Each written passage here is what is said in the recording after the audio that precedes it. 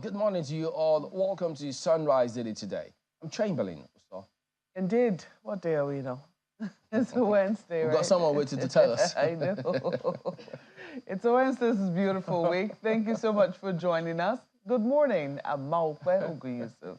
And I'm Ayo Makinde. Good morning and welcome. Today is October 25. It's a Wednesday morning, yes. But it was just yesterday, Tuesday, that we heard this report from the Senate that they have raised an ad hoc committee to investigate all contracts awarded for the rehabilitation of all state-owned refineries said to have gulped something in the region of 11.35 trillion naira in the past 13 years. That's backing up until 2010.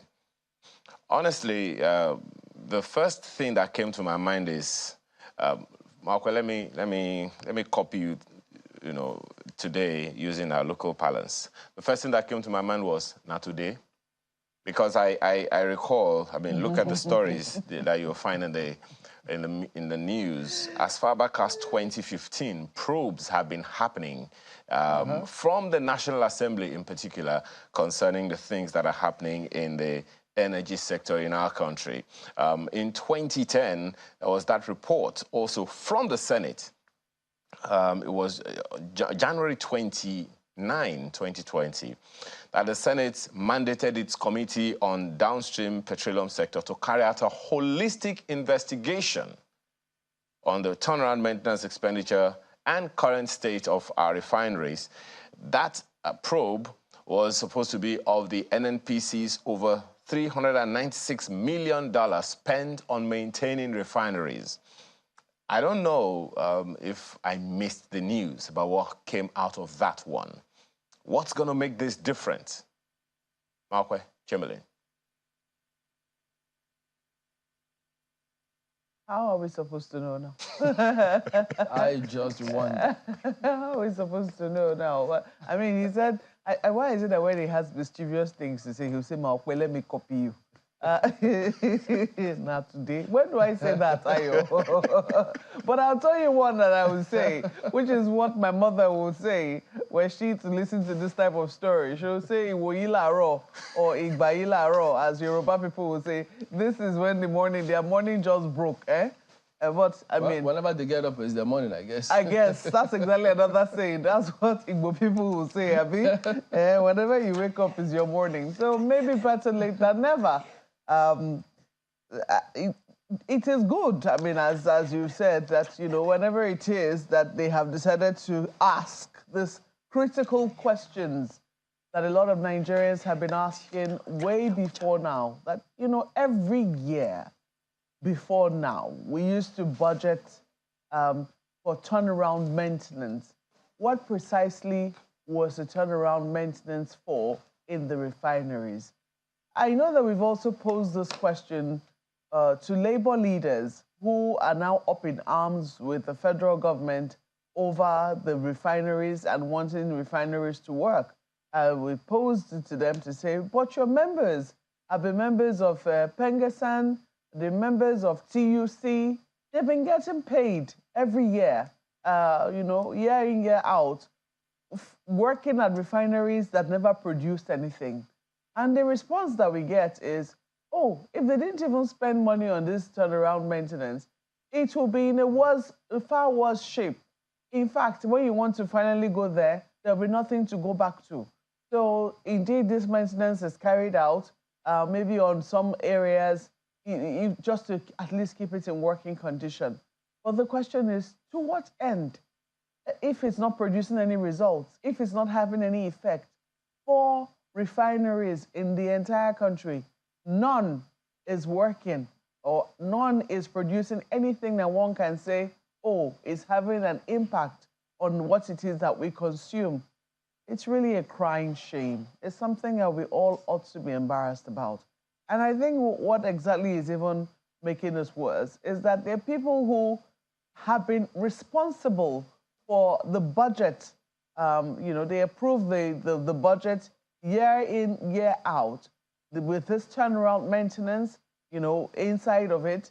And they also have responsibility for oversight of these companies, and very little has come out of it. So while it is good that the Senate has decided that, look, we're going to focus a great deal on this and ask questions on how it is that we've spent 11.35 trillion naira on refineries over the last, is it 10 years or so that they want to focus on? I think they're looking at from 2010, I think, which for me is a really big probe. I don't think that this probe is something that can even be done in a year, but let us see, how much time they're able to dedicate to it, and what comes out of it. I hope that, interests larger than them will not quash this. Whilst it is that we wait for them to ask those critical questions, we also hope that at the end of the day, the report will not be wasted. We hope that it will not just end up as a mere resolution. I mean, they'll say what they can do is make their own recommendations, that the executive arm of government will feel pained enough, as we all do feel pained, that this has gone on for way too long in our country.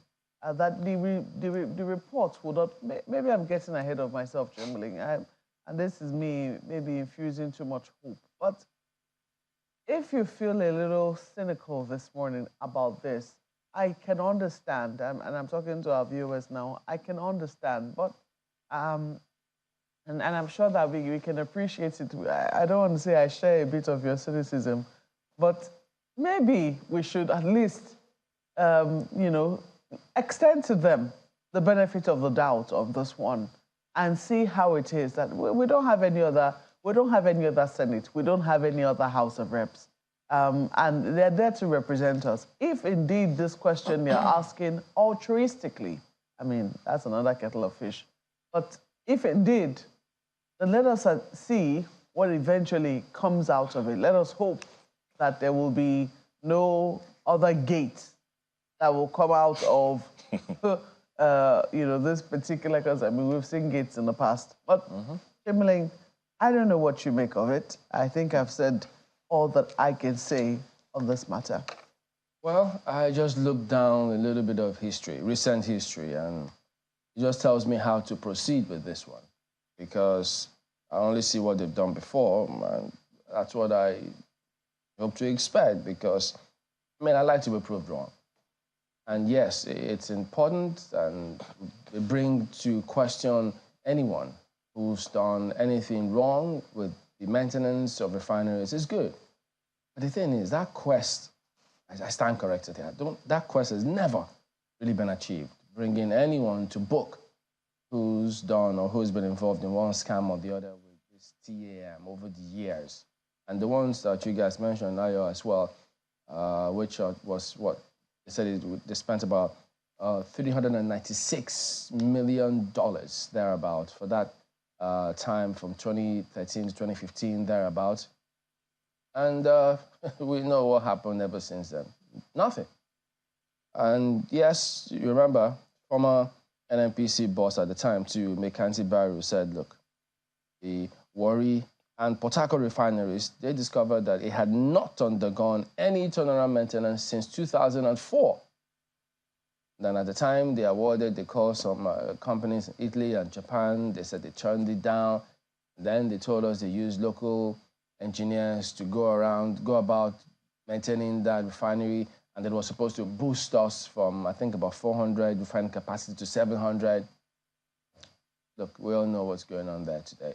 But the rest, as they say, it's been history. And so it goes. Several scenarios, because if we just go through it, till date, our refining capacity utilization, they say, it's still been between 15 and 25%. And it's changed. So it'll be good. It's a good quest. But look, it shouldn't be such that you're wasting public time and funds for this kind of scenario. And besides, you're going to be advisory, whatever recommendations they come through with. And they have also argued themselves that they needed to do something. I think it was about the 8th Assembly, where they thought, shouldn't we do something so that our resolutions will have the force of law? Because when they come up with something and the executive don't agree with them, it just goes away like that. So we'll look to see what happens with this one, but you know that several people are not exactly optimistic about this one. So we'll see. We will see.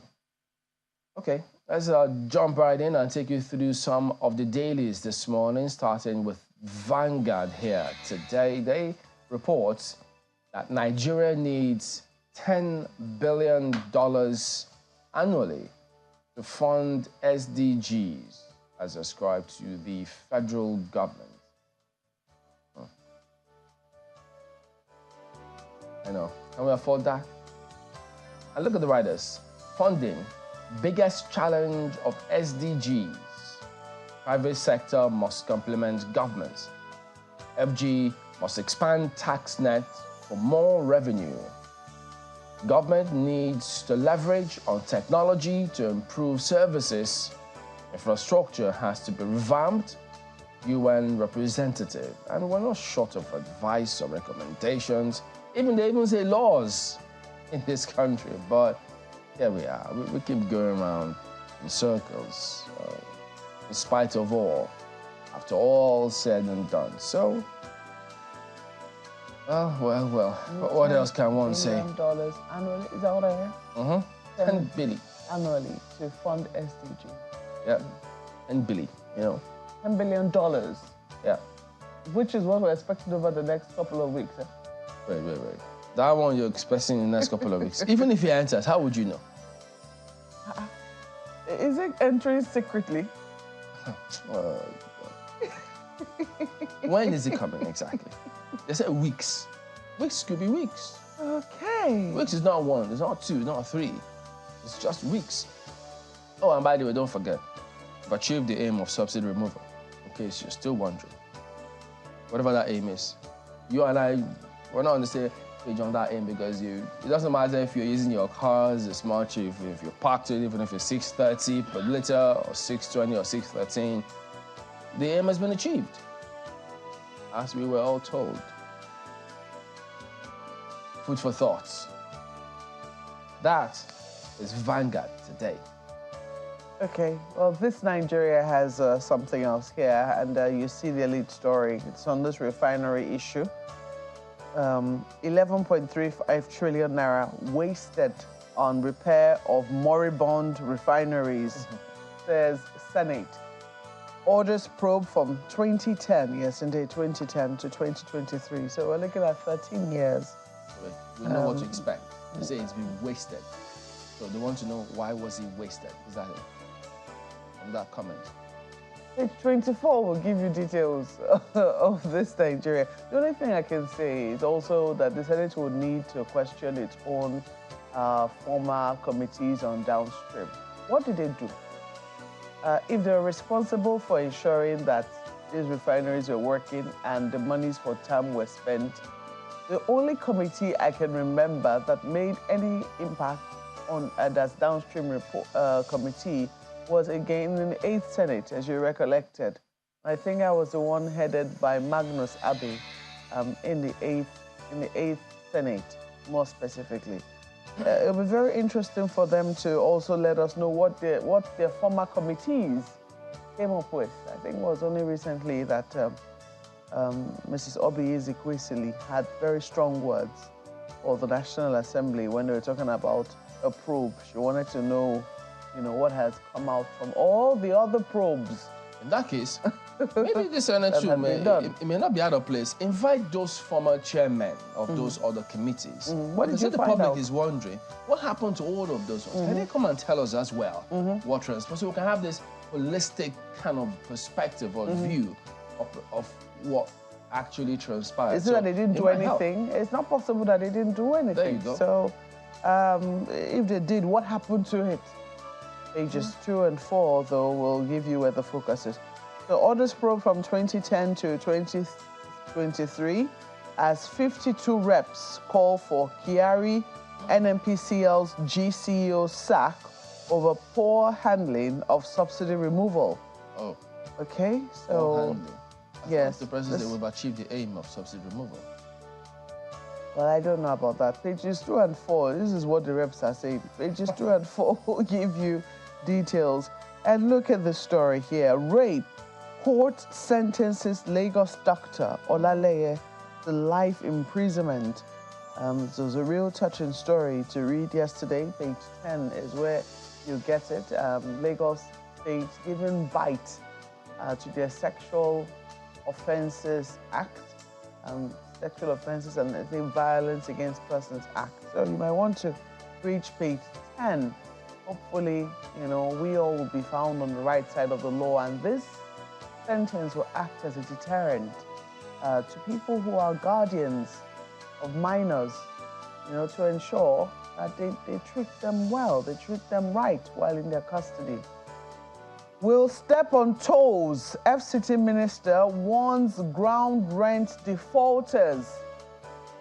I think it was, we also learned here yesterday that people are falling over themselves to pay ground rent in Abuja. It'll be interesting to know what eventually is gathered as this ground rent at the end of the day. Page 5 is where you find details. Reps invite CBN governor over plans to lift forex restriction on 43 items. Page 26 is where you find details as well. So it's not just the Senate that is busy as well. The House of Reps are also inviting the CBN governor. We'll leave it there for this Nigeria. Nigerian News Direct is speaking from the same script this morning with this Nigerian newspaper. Moribund refineries. Senate to probe 11.35 trillion naira spent on repairs in 13 years. You know, just reminds me, you know, Chamberlain, when you were speaking the other time that, you know, there was some refinery hadn't had turnaround maintenance since 2004. I can tell you I've been hearing about turnaround maintenance since the Obasanjo days, since 1999, even way before then. You know, when the military was in power, been having a turnaround maintenance that was not turning around. But hey, let's see what comes up. Let's hope, as Maokwe has said, that since we have just one Senate in Nigeria, this one will produce something. So Senate, over to you. Now, we're going to stay on the roads for a while. Right above the nameplate, 160 million naira SUV. Lawmakers deserve it because of maintenance and bad roads. Really? You don't want to feel what the people are feeling? You don't want to feel what they feel so you can know where the shoe pinches and then speed up? Anyway, I don't know. But if you must buy SUVs, why not look at the picture on the front page of Nigerian News Direct this morning? The story is Sanwo-Olu commissions vehicle assembly plant in Lagos as first 2,000 cars hit market. Well, this is not marketing for them, but they are produced here in Nigeria, and it will definitely contribute to Nigeria's economy, at least to the economy of the state. So if that is going to happen, why not just patronize made in Nigeria SUVs? Or aren't they good enough? I don't know what the thinking is, but as Marquez said, let me not get ahead of myself. And still at the bottom of the page, FAC as FAAC splits 903.4 billion naira between FG, states, and LGs. Stories on page 3. Time to follow the money again. Nigeria now home for investments of tech startups. That's according to the minister. Find the details on the inside pages. That's Nigerian News Direct today. Wow, more cars on our roads. I thought the roads were not that good, as the Senate says. But you still have more cars than them. So it's very interesting they say the roads are bad, so you have to buy SUVs. But they never really will just approach it that way. So the roads are bad, that's why they have to buy SUVs. Yeah, that's what I just read. That's what the paper said. That, look, we considered bad roads. That's why we're buying SUV. I said, why are people looking at us? Look at the ministers. And they said, look, some of them have 2, 3 SUVs. But we buy, and the world is on.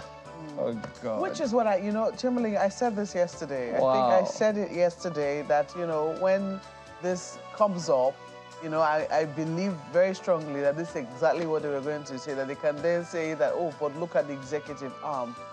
They all now have SUVs. You have how many ministers now? Almost 50 ministers, 48, 49, thereabout. And then they all have And then you SUVs. have the special advisors. They too will have their own SUVs as well. We're not counting all of that, right? But the truth is, the National Assembly has power of oversight. So they're saying they're helpless. Of legislation. You have power to demand that policy looks in a certain direction. So this is not a question of, oh, we can't beat them, so we decided to join them. What about example, saying, in these chambers, this is what we are using. We, the representatives of the people. We cannot be using this and then you are using something else. What about a joint meeting? After all, there's so much, I don't want to use the word parapoism, but I mean, I'm looking for a better phrase. So if, there is so much camaraderie going on between the executive and the legislature, why don't you people hold these meetings, behind the scenes and agree that the vehicles that we'll use will be different, but at least we'll have some components made or assembled here in Nigeria. Why? Big questions, really. All of that is no excuse. Is it that, the companies here are not also making SUVs? They are. They are.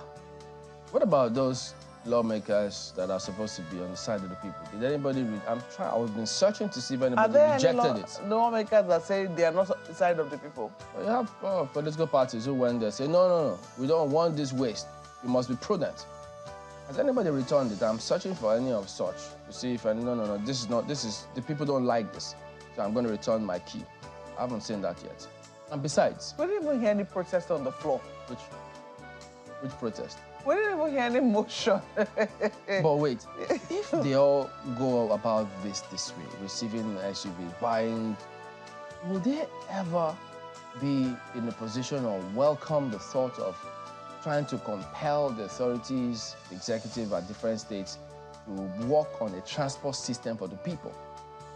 At this rate, I don't see that happening. How will they ever happen? If I'm an SUV, the road is bad, I'll get on the SUV, drive on the road. That's what they're invariably telling us. And that tells us where we are. And the speed, the alacrity with which these vehicles were purchased. Ministers were announced 1 minute, next minute, yeah, they were in SUVs. It was like I said, the SUVs were waiting for them. They can now get. Guys, let's just move on to this because look at New Telegraph now. Clark seeks exclusion of Abia, Imo, Ondo states from NDDC. Wants only original 6 Niger Delta coastal states retained. Other oil-producing states to establish relationship with oil firms, FG. Straight away you ask, look, okay, it's good. People can want what they want. But same Chief Clark, or the other time, not long ago, as a matter of fact, was accusing the former governor of Delta State of frittering away the money for the states, the resources from the oil resources.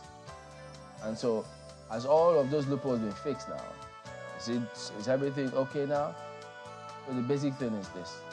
Even if you remove these ones and get the original, whatever you call them, what have they done with all the monies they received? Are those states El Dorado right now? Can you drive on on their roads and it's super? It's public infrastructure in those days, fantastic. The only state, and this is from the only state that I can say, and as I have seen it, and I have also heard people give testimony, that the roads are motorable and you will enjoy driving on it, is Akwa Ibom. All the other, in fact, recently, my colleagues embarked on a trip and they said, look, the moment we left Akwa Ibom, we knew it, we felt it.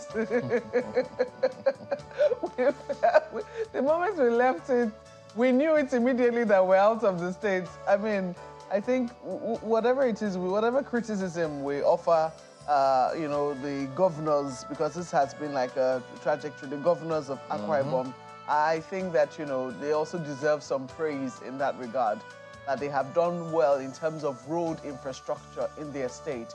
And it is the moment you leave their state and you go to other states. Well, I think rivers too. I mean, internal roads under, of course, the current landlord of the FCT. But if you're traveling on even on federal highways, because they also took on the responsibility of federal highways, people don't know when they're on federal road. The road doesn't say I'm federal. But these people will say, oh, it's a federal road, that's why I didn't. A lot of people are going to go on those roads. And you know, compared to the monies they get, these states, that's why we ask those questions. Compared to those, in fact, it was yesterday, the Minister of Special Duties was saying the 774 local governments are not growing because they are being hampered by states, and he gave several other reasons. And so, it's just like Lagos. Lagos, according to MBS, I think they said they receive resources for 25 states put together in this country. So when you compare resources that states and those areas get to the infrastructure that's available, you have to ask questions. Look at power supply, for instance. How many of them have said, look, we must ensure. Look, it just sounds as if it's like a broken record when you keep highlighting all of this. But that's a stark reality. That is what faces us. Right, and we will keep highlighting it. We have to get a system that works so that when one enters, somebody is waiting somewhere. Even those who are agitating, they are only thinking, which they won't tell you. When they get in there, look, it's my turn to share. And they get in there, it happens, they move. The same party comes, you can't probe them because it will be anti-party activity. Who knows how they'll consider it. So it goes on. Well, you have several other stories there. INEC delisting Silva, deputy from Bayelsa Gubopo, among several others. That's the Telegraph today. It'll be interesting to see how that passes. Exclusion. Maybe they will have another. If you say what, challenging the matter is, if they're producing oil, I mean, doesn't that automatically qualify? I don't know. I'm sure you can read the story inside the paper. Yeah. Let's take a look at The Guardian this morning. The Guardian has this. Insecurity defies 261 NAS motions, 20 legislations, 12 trillion naira in 16 years. It looks like The Guardian is not waiting for the National Assembly to do any probe on this one. They have gathered their data.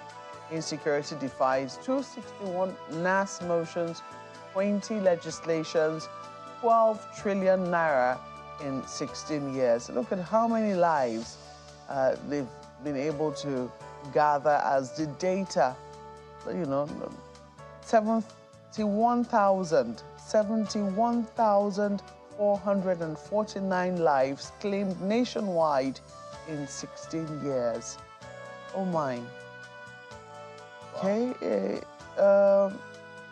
you might want to look at the rest of the breakdown because right now it's going to get political. And it shouldn't, because lives cannot be politicized.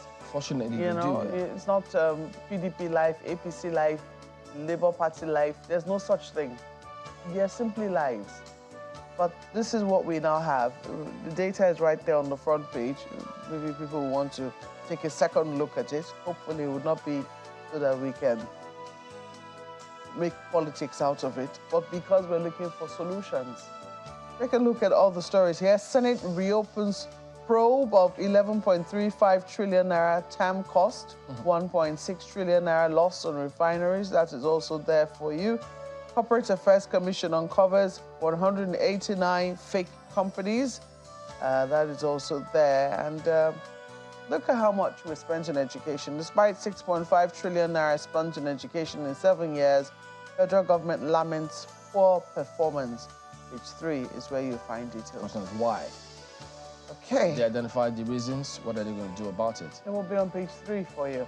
The idea is to get you to read the paper. We'll leave it there for The Guardian, and then we'll take a break at this point. We'll be back shortly to take a look at some of the stories and conversations that we have for you today. Please stay with us.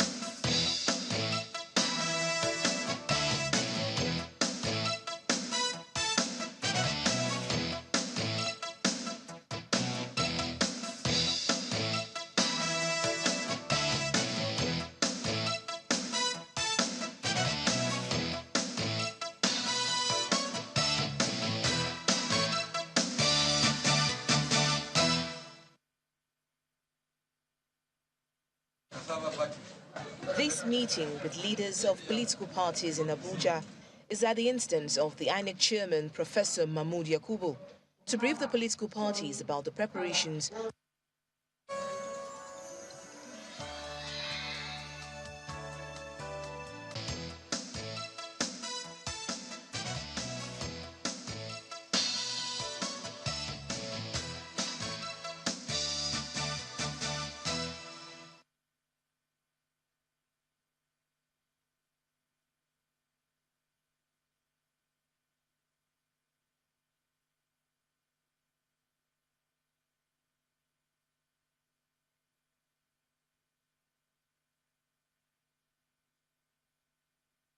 Well, a campaign of bribery and deception that's lasted more than 10 years has finally come to a head today following the ruling by Judge Robin Knowles of the Business and Property Court of England and Wales. The UK judge dismissed the $11.5 billion arbitrary judgment against Nigeria by a little-known company called Process and Industry Development, P&ID. Is based in the British Virgin Islands, and they claim that Nigeria violated terms of its agreement by failing to provide gas for a power plant it wanted to build for the country. Now, as I said, this case is more than 10 years old and has spanned more than 3 government administrations. It started with the late President Umaru Yar'Adua, who, according to P&ID, contracted them to build this processing plant. The contract appeared to have disappeared under the administration of President Goodluck Jonathan, but he did agree to pay a certain amount out of court. This out-of-court settlement was then passed on to President Muhammadu Buhari, who said he was unable to make the payment. After years of being embroiled in a fight with P&ID, the case was brought in 2017 here to the Business and Property Courts of England and Wales. It was there that the judge awarded the firm $6.6 billion, representing a third of Nigeria's foreign exchange reserves. Due to the huge amount over several years, there were concerns that Nigeria's overseas assets, including properties owned in Europe, could have been seized by what we now know is a sham firm. Well, I think the judgment itself is a welcome one. It tells that after a long time, you can still get fight for it if you commit to it. But on the other hand, it says there's a need for, well, everyone to take up arms and sit down and really do what they need to do when they have contracts and agreements to attend to. There's a need for greater diligence amongst parties. If you don't understand the terms of an agreement, don't sign them. If things look unclear to you, be careful. Ultimately, just says to everyone, you've got to be careful going forward every time. The fact that Nigeria's integrity too was also involved, it called to question need or, well, the internal procedures or processes that we have and that we operate in Nigeria. So it was not just about the money. It was much more than that. Our integrity, our international reputation was at stake. So it was a lot more than money. Considering the huge amounts of money involved, it goes without saying that today's ruling is indeed historic for Nigeria. But most importantly, it does cast a shadow over sham international firms that are coming into the country, posing as foreign direct investors. Juliana Olayinka reporting for Channels Television News in central London.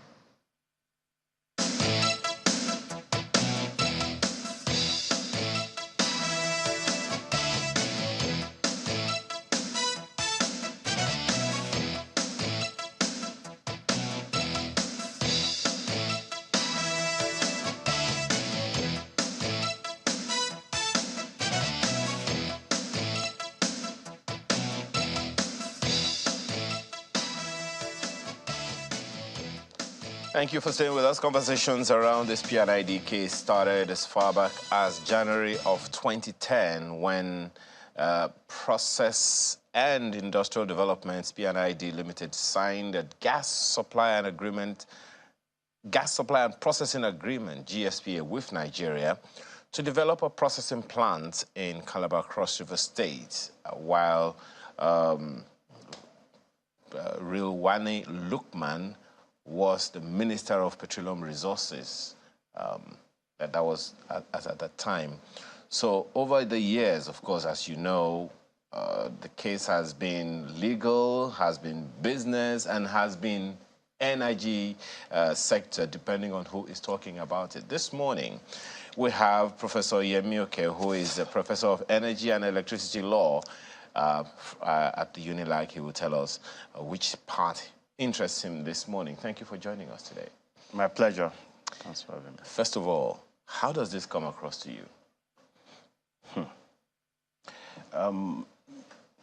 I would say sad, very depressing scenario for me as a Nigerian and, of course, as a sector person. It shows clearly that all is not well with the Federal Republic of Nigeria. And particularly so because my sector, energy and electricity sector, is one that is mostly in the news for all kinds of things, less than honorable things. Today you will hear of crude oil swap, you will hear of subsidy scandal. Tomorrow you hear of Malabo oil deal and all kinds of, power IPP stuffs in the power sector. A whole lot of, because money, of course, will naturally change hands. But in the case of P&ID, it's something that is unheard of anywhere in the world. I've been following the case.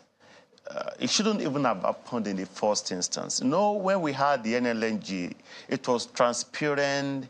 We all followed the process. Who was awarded what, who bidded for what. The law was there even to give a kind of incentive and tax holidays. Things were done properly. But in the case of P&ID, shrouded in secrecy, the company had no reputation or track record in the industry of having undertaken such a sensitive project of gas processing. It was arranged under questionable circumstances. And, if you follow the narratives, the storyline, the cases, the submissions, and everything that happened in that court, you ask yourself, what kind of country are we running? It goes to show that we, as some of us have been advocating, we need now, if you have a leader that is well-intentioned, ready to do the right thing, is not going to man those agencies, those parastatals and bodies. We need strong leadership in strategic places in this country, and that is why we have this a shame of a scenario called the transaction. And I'm sure we know the facts are there. Of course, the questionable deal was signed in 2010. It ought not to have been signed because there was even no specific location where the gas project was to be undertaken. Before that kind of, excuse me, before that kind of deal that, according to you, shouldn't have been signed, was signed, it got as far as the Minister of Petroleum Resources at the time. And there is no way such a thing, I don't think there is any way such a thing would have been signed without the President being in the know. So what do you think transpired that even got us to that point in on January 11, 2010 in the first place? Okay, deal. Underhand deal. Shameless deal of certain unconscionable Nigerians who probably were of the erroneous impression that if you are comfortable, you must steal from the poor, because that's stealing from the poor. And the process of appointment, who got appointed, the pedigree of the person or persons appointed, the capability, all have been questioned. And if you listen to what the Honorable Judge said clearly, which shows that all is not well. It says the contract was obtained by fraud. I'm still going to go into the technical aspect of the arbitration thing because there's another angle to that. It says legal representation did not do their best for Nigeria. That's the first indictment.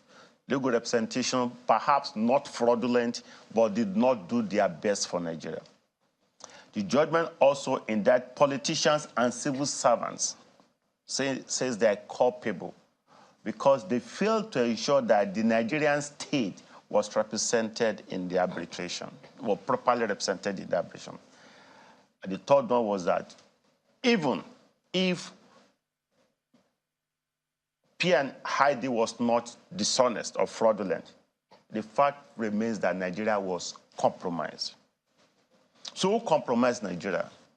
Nigerians compromised Nigerians at the stage and levels of contracting.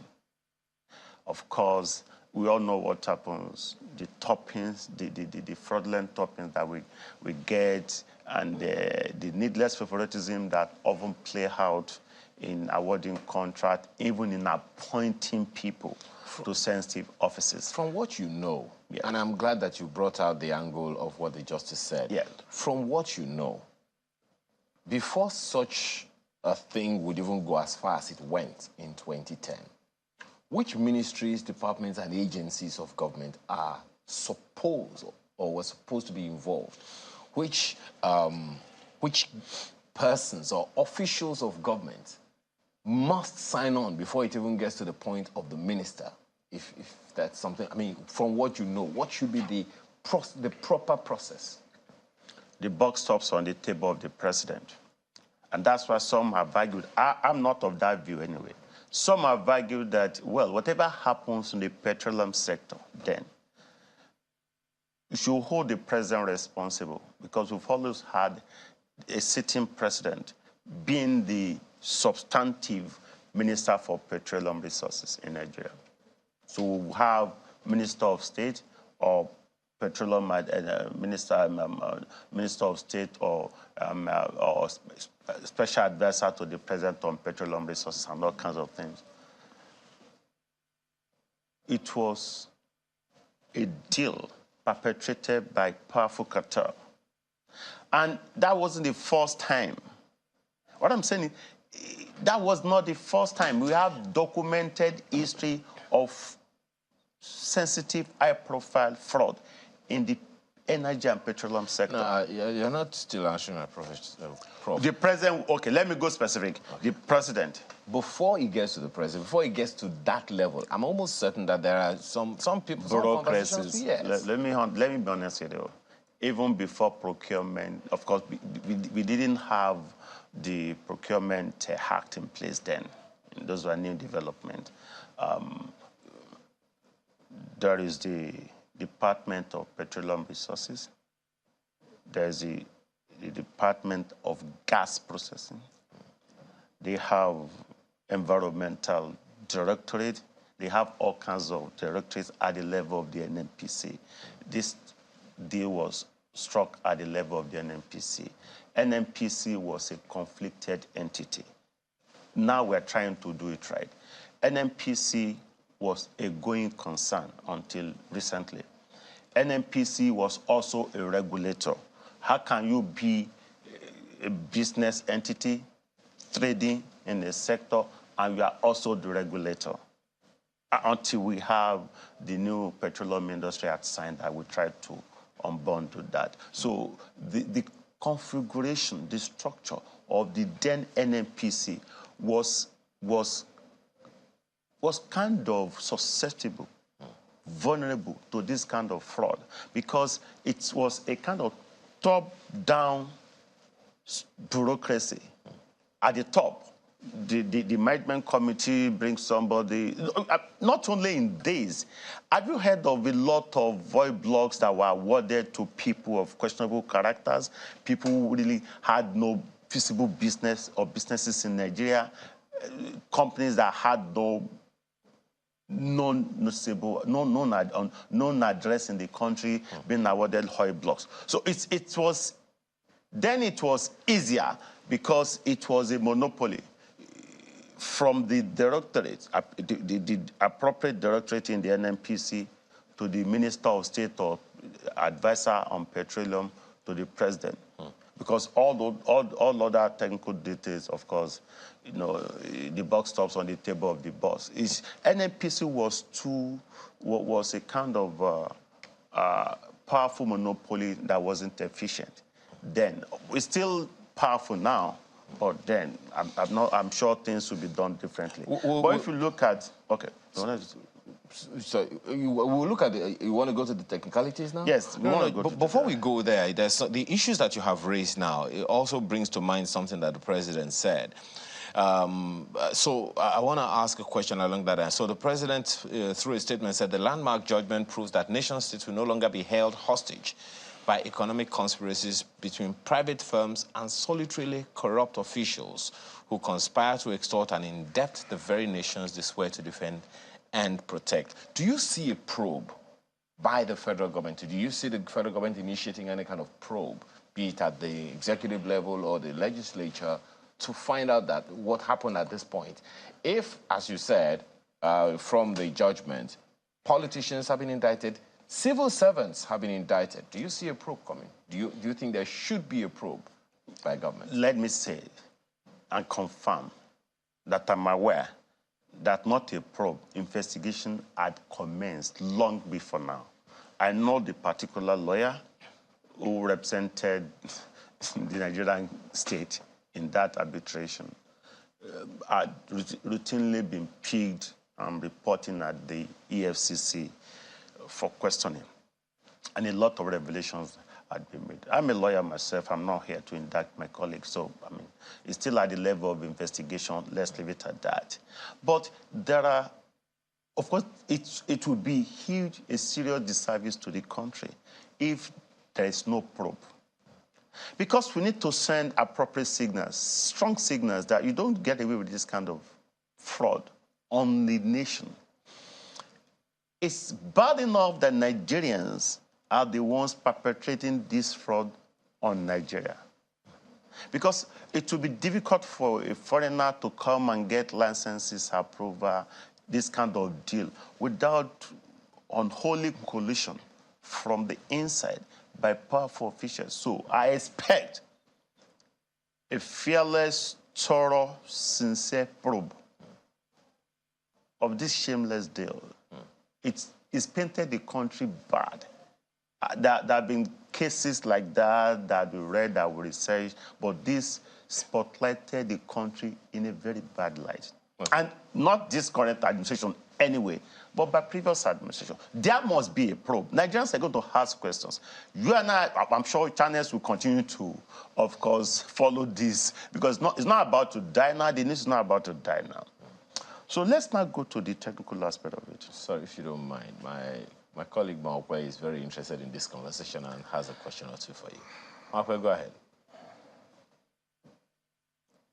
Well, I mean, it'll be interesting to see what probe comes out of it. But, you know, many people will also be wondering safeguards that were put in place. Because before now, there have been questions as to what manner of thoroughness do we apply to investors who want to come and do business in Nigeria. Do we do background checks on who these people are? Do we ask questions of, you know, their reputation before they come into our country? So, I mean, as I think Ayo has highlighted several times, you know, are you also wondering what processes apply when it is that we're looking for international investors to come into our country? Do you think it's high time we had like a set of guidelines to say, yeah, we're looking for investors, but these investors must meet this certain level of criteria before we can even start to have a conversation? Will it be necessary to have that? Margaret, thank you very much for that question again. We've always had a semblance of rules, regulation, code, procedures to be followed ostensibly by the players. It's not only in the case of the P&ID fraud. We're still asking the same question in the power sector. Companies came and bidded. Who investigated, who went through, who searched and scanned through their papers, who investigated their claims of competence, financial, technical competence, and before those entities were sold to them. The same thing. This P&ID Limited was not even an oil company, not even a gas company, a trading company, having access to this kind of humongous technical contract. Of course, there will be technical partners. Of course, there will be a committee, bid committee or search committee. There will be a committee of sort to look into those kind of data. They're going to look at their papers, who owns the company, what's their track record, do they have technical competence, do they have the financial capability, who's their insurer in case they fail or default. They will have all those things on papers. But I'm not a fan of academic postulations or paper theories. Because you can package it. And the fact is, those entities had been packaged. Those entities had been packaged to appear real, to appear competent, to appear capable of delivering on the mandates, on the contract. But once you scratch the surface, you realize it was kind of an arranged thing, not real. And that's what is playing out now in the entire energy sector, both petroleum, gas, and electricity. Sadly. And we need men and women of strong characters. We need knowledge-based engagement, knowledge-based appointment, knowledge-based structure at every level of governance in Nigeria.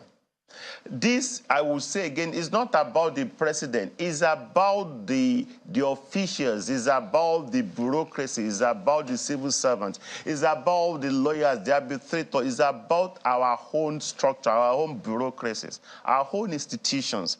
You know, some have argued that we actually don't need African countries should not worry about strong leaders. They should worry about strong institutions. Because it's not about the leader, that's an office. It's about those institutions, institutional framework we put in place, manned by people, competent people, honest Nigerians, competent hands. Those who are bold, those who are courageous enough to insist on appropriate standards for the country at every level or levels of engagement, particularly in the energy sector. And that's why we're having all these challenges that we're having as a country. What happened in the... Just one thing, Dr. Okay, pardon me to jump in here. So, interesting points, you know, that you've raised there about some individuals and certain processes. Because yes, we also do see that the EFCC has resumed trial of a certain James Nolan, a Brit, who jumped bail on this same matter. So they're going back to him now that he's got to go back and complete that. But there are other loopholes, you know, that about this particular case, because if you look at the history of some of those involved, the Michael Quinn, for instance, if just as simple as you see certain things that he's been involved in, not just in Nigeria, internationally as well. And so in terms of how or whether or not we did our own due diligence here. Because looking through the timeline of the case, because this same P&ID began arbitration against Nigeria in 2012. We didn't respond until 2014. At some point in 2015, we seem to have agreed an out-of-court settlement of $850 million. Then eventually backtracked. And so it just looked a little really muddled. So in terms of what legally should happen next, some of these persons, these portfolio contractors, some of those who are involved locally and internationally, what is the legal process, the next steps, particularly for this kind of matter? Thank you. Let me do a recap of the legal process that got us to where we are. So after signing the contract had an arbitration clause. When Nigeria supposedly it was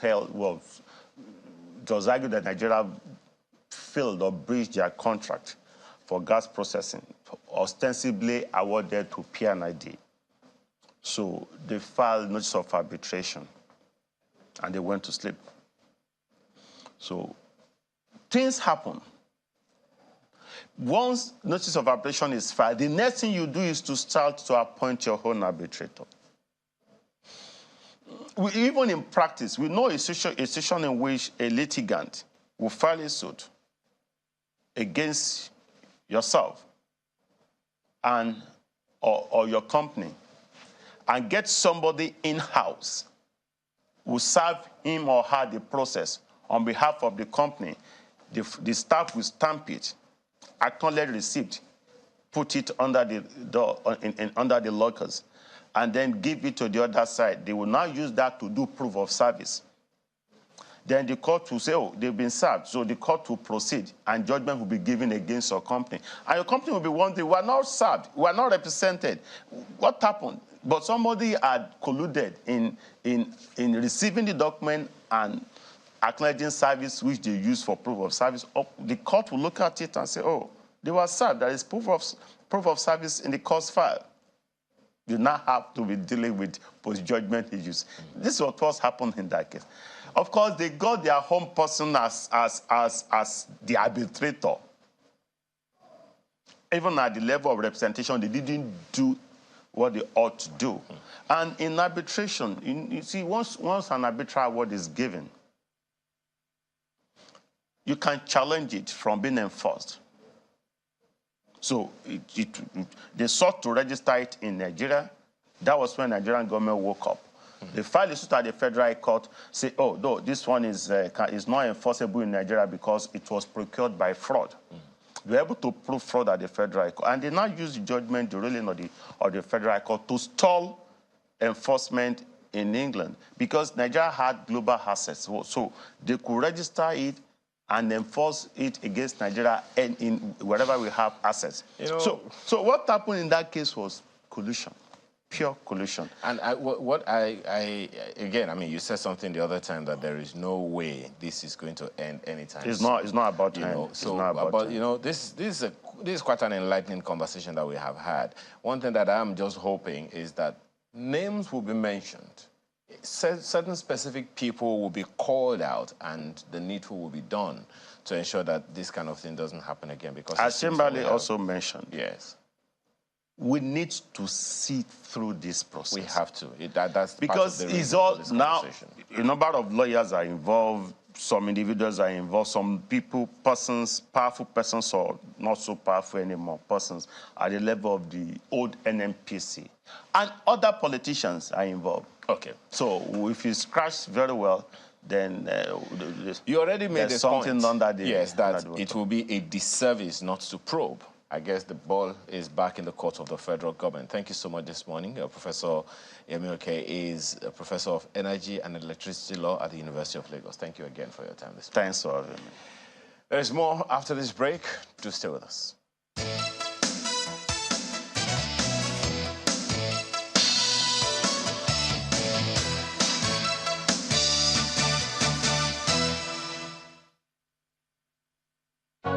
Southward, Fine furnishings for your home and office. Southwood is a Nigerian company dedicated to improving the quality of workplaces and homes. Our space planning and craftsmanship allows you to create a highly customized and comfortable office environment for hardworking and busy executives.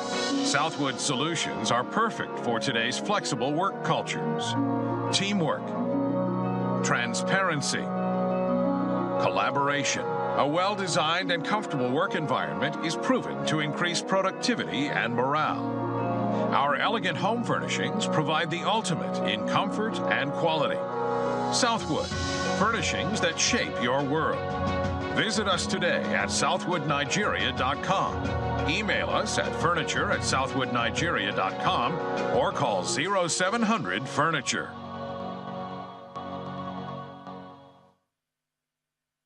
Discover Lipton's flavorful and balanced taste. We pick fine quality tea leaves from selected tea gardens around the world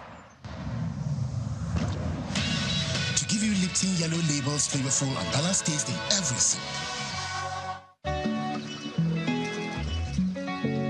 Hey, big papa. Thank you. Welcome. Thank you. Sit down. How you doing now? They can't wait. I bring your medicine. Thank you. Papa, where Miko? Miko don't go work. Miko don't join oil business. Oil business? Yes, sir. Which company? Papa, Miko don't they follow them go cook oil? That's illegal. Oh, small oil. No, it's a crime. That kind of business no good for Miko at all. It is illegal and very dangerous. What happened? Wow.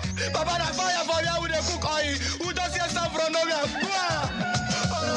My country people, palava we bunker an illegal refinery dey cause for we community too plenty. Our pikin dem we get better future don dey peme on top. We dey carry our own hand, spoil we land and water. Abeg you, no follow the do or sponsor this kind of business. Now Pipeline Infrastructure Nigeria Limited and NNPCL say make we tell you now. Southwood, fine furnishings for your home and office. Southwood is a Nigerian company dedicated to improving the quality of workplaces and homes. Our space planning and craftsmanship allows you to create a highly customized and comfortable office environment for hardworking and busy executives. Southwood solutions are perfect for today's flexible work cultures. Teamwork, transparency, collaboration. A well-designed and comfortable work environment is proven to increase productivity and morale. Our elegant home furnishings provide the ultimate in comfort and quality. Southwood, furnishings that shape your world. Visit us today at southwoodnigeria.com. Email us at furniture@southwoodnigeria.com or call 0700-FURNITURE.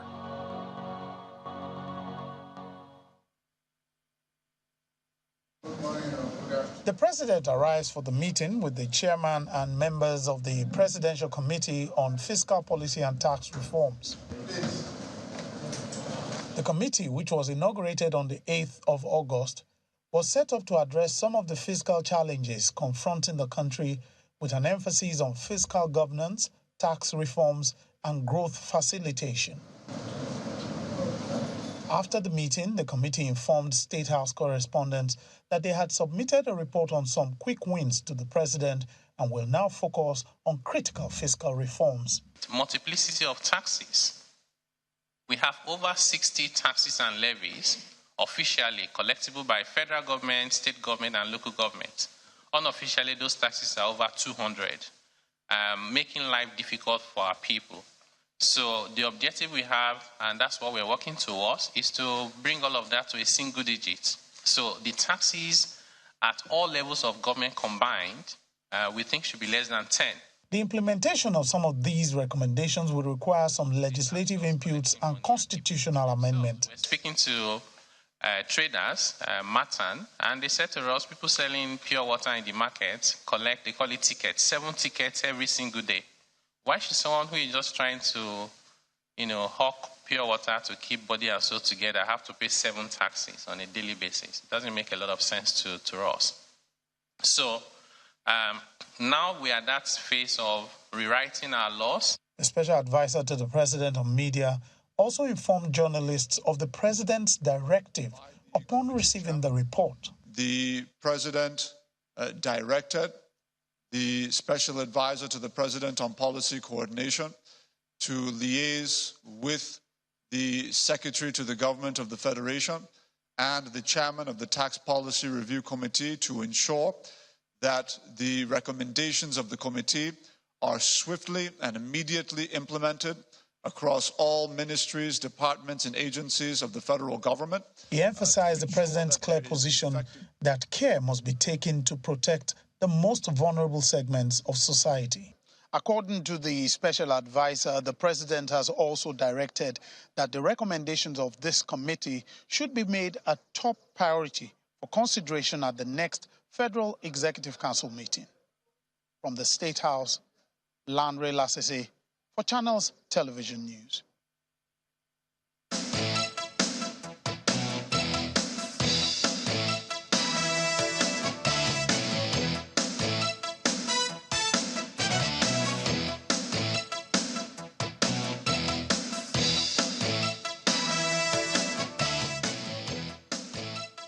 Welcome back. Yes, indeed, Mr. Taiwo Oyedele joins us here. He's the chairman, Presidential Committee, Tax and Fiscal Policy Reform. Good morning.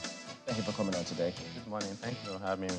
So we're here, yes, as you said there, you want to reduce the tax to a single digit, harmonized tax law, but you also said you reviewed the 2017 National Tax Policy. So where are we now at the moment? Yes, thank you very much. So this committee was set up, inaugurated 8th of August. 2023, so we've done a little over 2 months now. And our mandate was broadly around fiscal governance, essentially saying, how do we manage ourselves? Finances, debts, revenue, and coordination. Number 2 was revenue transformation. That's tax, non-tax. Non-tax would include government assets, natural resources, and government-owned enterprises. And the third pillar is growth facilitation, essentially saying, well, the only way you can actually generate revenue sustainably is allow businesses to thrive and for individuals to prosper, and then they give you part of that in form of taxes. We broke that down into subcommittees. Actually, we meet every day. Sometimes we have 2 meetings. There's at least 1 subcommittee meeting every day. Our work was divided into 3 phases, or you can call them milestones. The first one was 30 days quick wins. That's the way we described it. Second phase, critical reforms. And third phase is implementation of whatever was still outstanding. One very good thing about this committee is it's not a committee to write reports and then hope and pray that it's implemented. The mandate is you come up with an idea today, we approve tomorrow, you help us implement the day after as you continue to think about other initiatives. Yeah. Oh. So this report was actually ready 30 days after we were inaugurated. We were not very lucky with the timing. Mr. President had to travel to India the following day for G20, then United Nations General Assembly, then October 1st. So, but what we did in the process of waiting for Mr. President was to then go ahead and start engaging with the different agencies that we need to implement recommendation. It turns out to be a blessing in disguise, actually, because what that meant was we're able to receive more inputs and, fine-tune some of the things we had recommended. For example, the CBN leadership came on board after our 30 days. And some of the recommendations we have, by the way, you can't dictate to the CBN, so we're only saying to them our thoughts, reason for thinking like that, and how we think that the monetary and fiscal can collaborate and work together in solving those problems. And they have been very, very receptive. Same thing with the Honorable Minister of Finance, Coordinating Minister of the Economy, Federal Revenue Service, Customs Service. So we've been having those engagements since then. In fact, we had a very nice and productive retreat with the Senate over the weekend. Almost everybody, I think all of them were there. And they also even invited some former Senate presidents, preparing their minds to say, we're coming, we don't understand why we have so many taxes in Nigeria, just creating problems for everyone. We want to go into the Constitution itself and address the problem from the roots. Let's put it there and let it be clear. Clearly define the taxing rights of the different levels of government. This is what you can collect. From local government to state to federal. And here are your responsibilities. In fact, what we're trying to do is start first with the responsibility and make sure that you have corresponding revenue to deal with those, responsibilities. So what we did yesterday was to submit that report, officially to Mr. President. And we were very glad because, Mr. President was even asking where we said we need to talk to FEC because we want to, one, carry all the cabinet members along because our work actually touches on everything within the economy. And Mr. President said, do you need a special session? Like, if coming on Monday will not be enough, we'll just set up one just for you.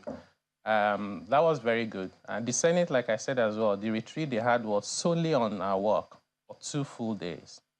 So, very positive. So far, the signs are good. But, fingers crossed, I'm not holding my breath. We'll see what we can do. So, because at the end of the day, it's about implementing those recommendations and implementing them properly.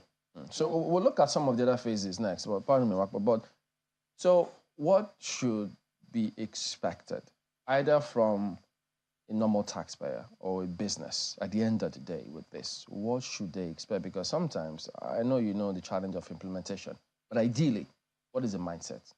Yeah. So, some of these, they say the devil is in the details. Some of the issues that people are dealing with are things that you have to really go into the very minute details. Because to that person, I'm trying to sell, whatever it is, adire. I'm doing it in Abeokuta. I need to supply to someone in Lagos. And then my life is complicated because, the Okada rider that is taking it there or the bus driver has been stopped 15 times. At some point, you didn't have the money to pay them. They've taken 2 adire away from you. Somebody has removed the side mirror, right? It's almost like living in a jungle. So what we're trying to do is to say, why we cannot solve some of those problems in 30 days or even 60 days. We are already discussing with the subnationals. So I was at INEC at their last meeting, and the governors were actually very, excited about our recommendations. One of it is we can agree that we are suspending those taxes: bicycle tax, wheelbarrow tax, haulage tax, advert tax, all those things that. And by the way, when we look at the data, we are making about 98% of our revenue across all levels of government combined from less than 10 taxes. Why do you have like 200 others? Just creating problems for everyone and funding criminals, in my view. So we're saying to them, can you please agree with us? Because if we decide we are suspending a tax, nobody can take us to court, right? But we can't impose it on you until such a time that we all agree and amend the Constitution, which would take some time. So what Nigerians should expect, particularly if you are at the bottom of the ladder or a small business owner, is a lot of relief. Some of those taxes should go away. We also want to look at impediments beyond taxes, including overregulation. And sometimes it's just the fact that you don't have access to the right information. Part of what we have discussed with the governors is that the windfall, I don't know whether that's what you call it, from subsidy removal and harmonization of FX rates and windows, is giving them significant additional revenue. And we have developed a framework of how they should spend it. Don't go and build flyovers or say you want to go to the moon. That's not our priority.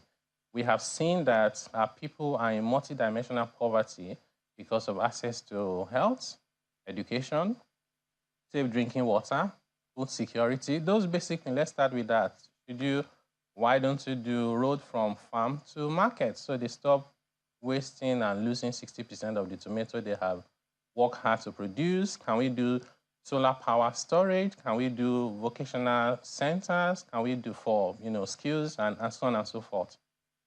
We then said to them that we want to create a national platform that would encourage transparency. What do we intend to do? A very simple platform where you have all the 36 states, you have the federal government, and you have the FCT, 38. You can go there anytime select anything that is of interest to you. Let's say you select Lagos, and you're interested in ETIOS, it gives you all the local government. You get to ETIOS, it tells you everything, the location, the project, the award. You see video, you see photos. We're already speaking to some civil society organizations like Budget. They have a very solid structure across Nigeria already to monitor things like this. But more importantly, we're mobilizing Nigerians.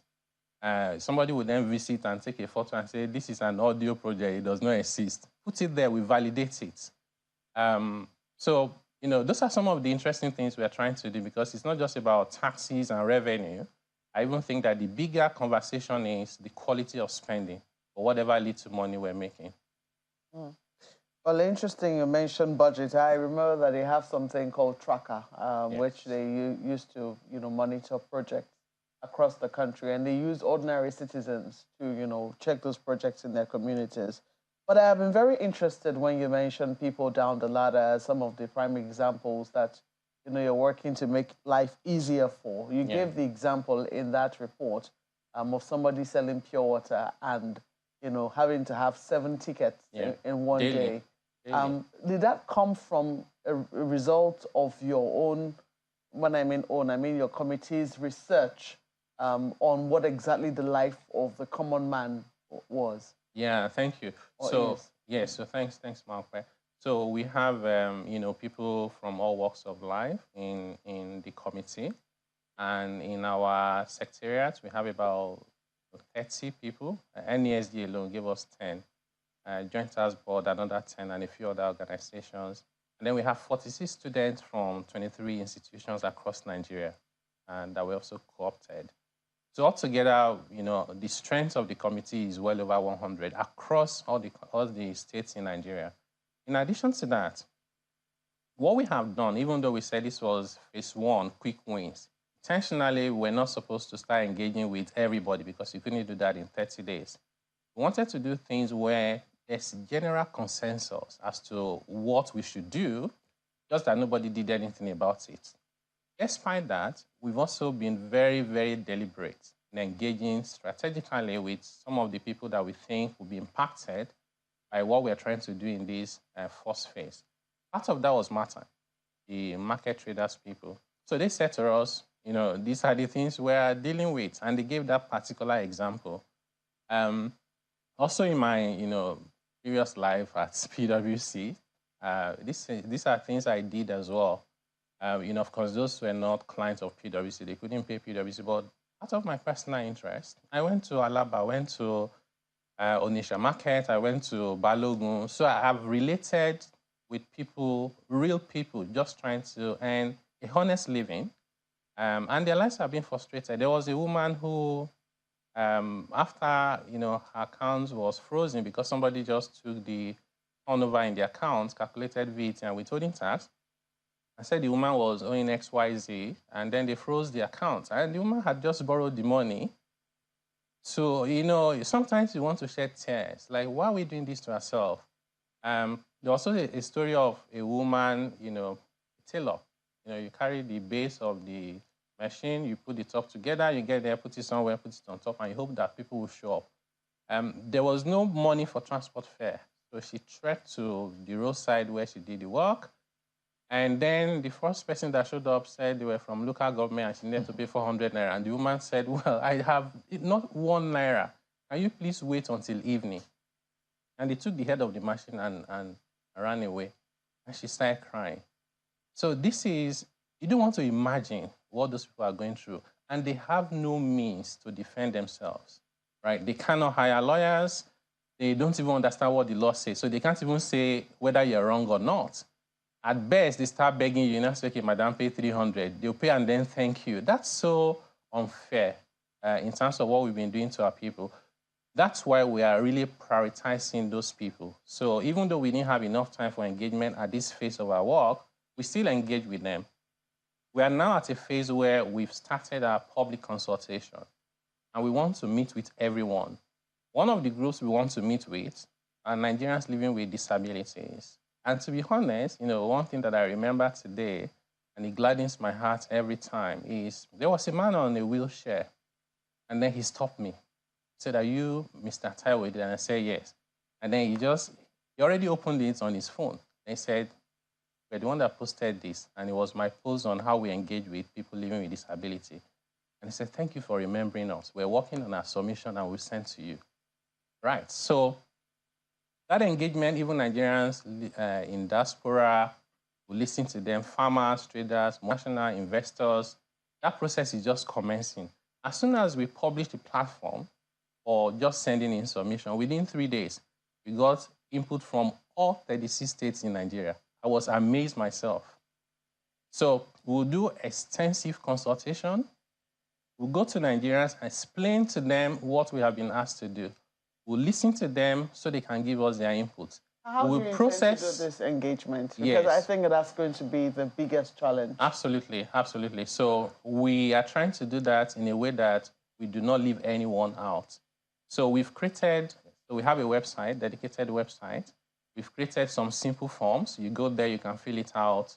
We have dedicated email account, WhatsApp number. We've shared all of that. But the reality is that Nigerians who don't have access to all of this. So we have physical addresses where they can send information to. What we're also trying to do is those students we have across Nigeria, we're also speaking to the Bar Association. We want to speak to accountants, ICANN, ANAN, and CITN members, and use their reach across Nigeria as point of contact with Nigerian people. Essentially what we're saying is, if you want to write, you don't even have to write in English, right? You can even record a voice if you have those devices, or ask somebody to help you write longhand, put it in an envelope and submit it. So these young people that we are training will help us analyze some of this information and extract them out. The plan is we then analyze that. The ones that you submit online will be very easy to analyze. We've done it by sector, by stakeholder group, whether you're an individual, a business in Nigeria, multinational, because sometimes you need to drill down to where the problem is and target it for your solution and proposals. So now beyond that, we then do town halls. We'll do loads of online meetings. So for the guys, like multinationals, Manufacturers Association of Nigeria, those guys have the ability to join you online. We'll do plenty of online meetings. So you go on Zoom, we listen to you, make presentation, take your input, properly recorded, and we'll process everything. The commitment we have to everyone is everyone who has something to say will be heard. Oh, I know Ayo wants to come in, but I want to quickly ask whether have you received any pushback? Certainly. I think it would be naive for us to think that we will not get pushbacks because you're trying to, in a way, reset certain things that will be different from the status quo. And to the extent that there are people who are benefiting from the status quo as it is, they will fight back. And these are very powerful people with loads of resources. We've seen a lot of that already. I won't go into the details. But we think that at the end of the day, our collective will help us push through. Okay. Ayo. Marco, let me start from that particular point that you raised with Mr. Oyedele about the pushbacks.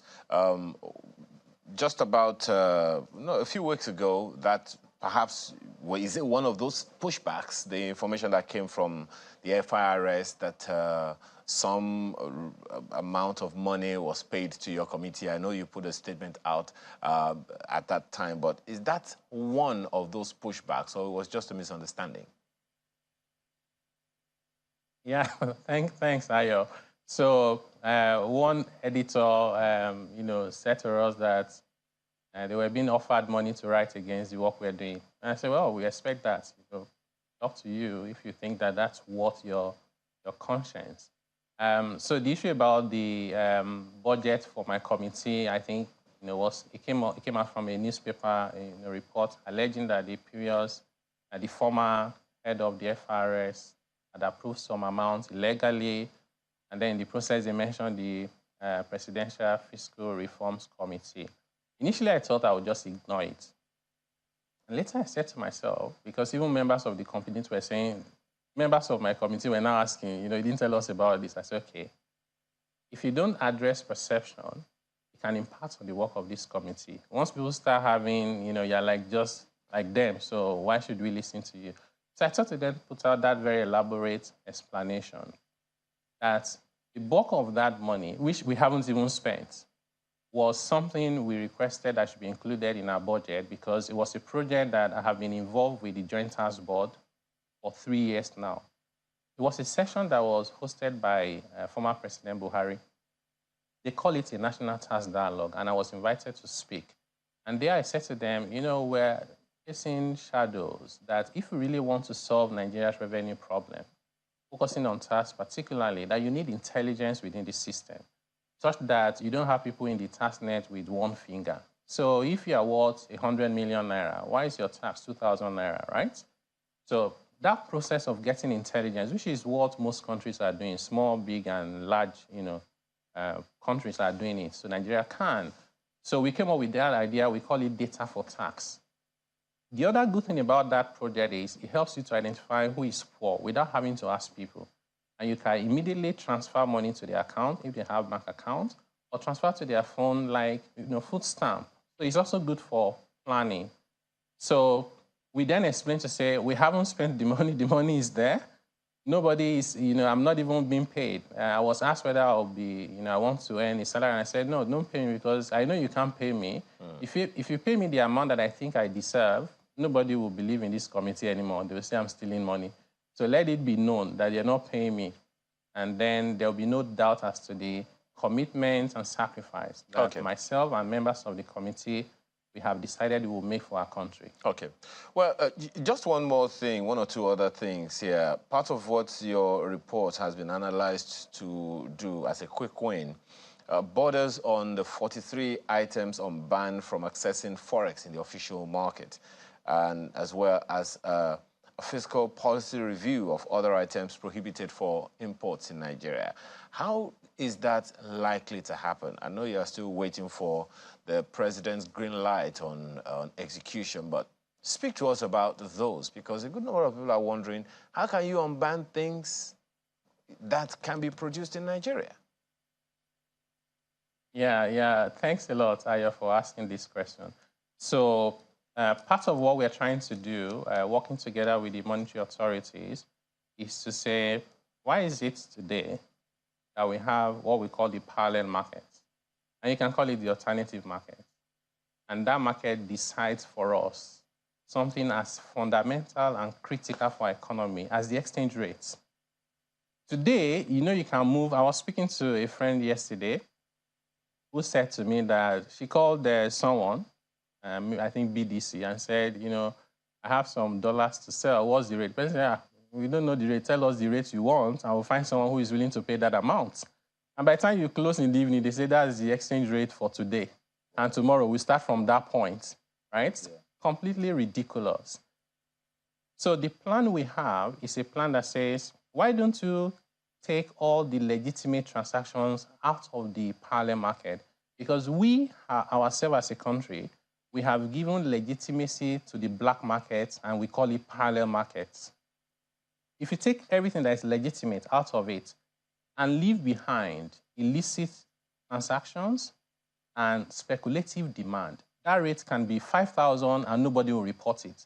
Almost every country in the world has a black market. It's not reported because somebody is going to ask you, okay, what's your interest in illicit flow? And so that was a very important first step of saying these items were not actually banned from importation.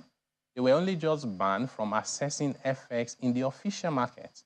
So we had to then move them out to come to the clean market. The second thing we're planning to do is bring all the legitimate participants. So we've done transactions.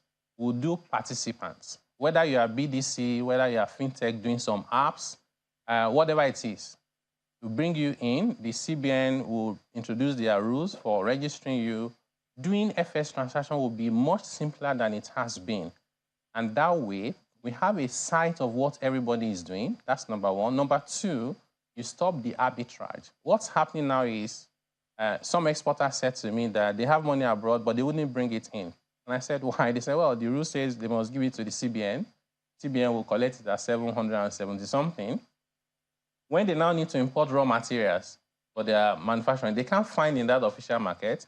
They go to the parallel market and buy at 1,200. It doesn't make sense. So they're keeping their money abroad. So those inflows will start coming in. We've spoken to many Nigerians abroad. And they said to us, some estimate that we have is up to 80, 90% of diaspora remittances today is externalized. Somebody collects the dollars and the pounds, keep it abroad, and find naira to pay you in Nigeria. So those are the things we are trying to fix. So from the fiscal side, those 43 items are actually more than 1,200 from the HS code. So we're going through them one by one with a policy direction that says, if this item is not needed in Nigeria like toothpick, why are we importing it? Maybe we need to just ban it. If the item is input into manufacturing, we say, why don't we even reduce the tariff on it? If the item is a finished product that is available in Nigeria by a local manufacturer, we would increase the tariff on it so we can protect the local manufacturer. But we are so mindful that while you are trying to protect the manufacturer, you don't allow them, because we don't want anybody to then exploit the consumers, whether they are from import from abroad or local producers. So we're trying to strike those balance within a framework of Nigeria's obligation to international community, World Trade Organization, ECOWAS treaties, and we're the big brother of ECOWAS, by the way, and the Africa Continental Free Trade Area. So for every item, we ask ourselves, is there an obligation internationally that we must respect? So that process is ongoing as we speak. And once we are done, that will then complement what the CBN has done. But we are very, very confident that in the medium to long term, this is in the interest of the country. Well, we have to go. I mean, you have to run, but there are several areas, as we all know, and things that need to be done. But we'll have to get you back some other day to look at several other layers and components so that people could keep understanding. It's hugely important, and how a lot of people in the public sector seem to underestimate the importance of public communication and letting people know what's going on so they can be on the same page. It makes it a lot easier, a ton easier. Well, I want to thank you for coming on. Taiwo Udile is the chairman, Presidential Fiscal Policy and Tax Reforms Committee. All the best to you and the team. Thank you very much for having me. All right, well, back in a moment. Stay on with us.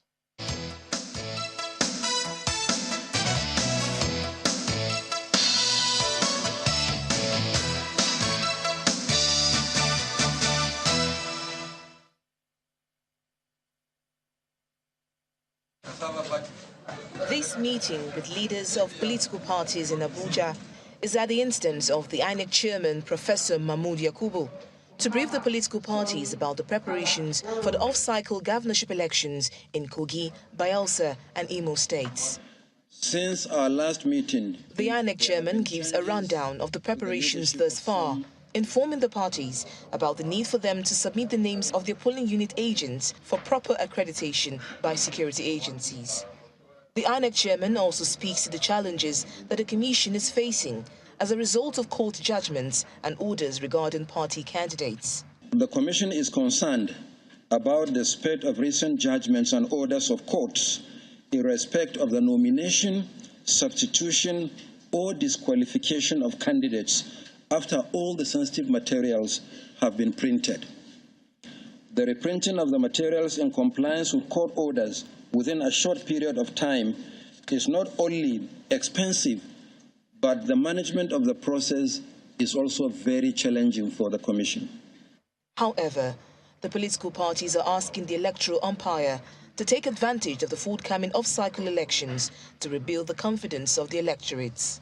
I would like to, on behalf of all political parties in Nigeria, request INEC to seize the opportunity of these elections to deal with the issue of confidence among the citizenry following the outcome of 2023 national elections. It is essential for INEC, as the custodian of our democracy, to address this issue comprehensively. To reaffirm citizens' confidence, INEC must continue to demonstrate impartiality, transparency, and a commitment to conducting free, fair, and credible elections. The November 11 governorship election in Imo, Kogi and Bayelsa states will be the first major off-season elections to be conducted by INEC since the conclusion of the 2023 general elections in March. Nigerians are hoping that the electoral umpire will use these exercises to correct any abnormality it experienced during the general elections.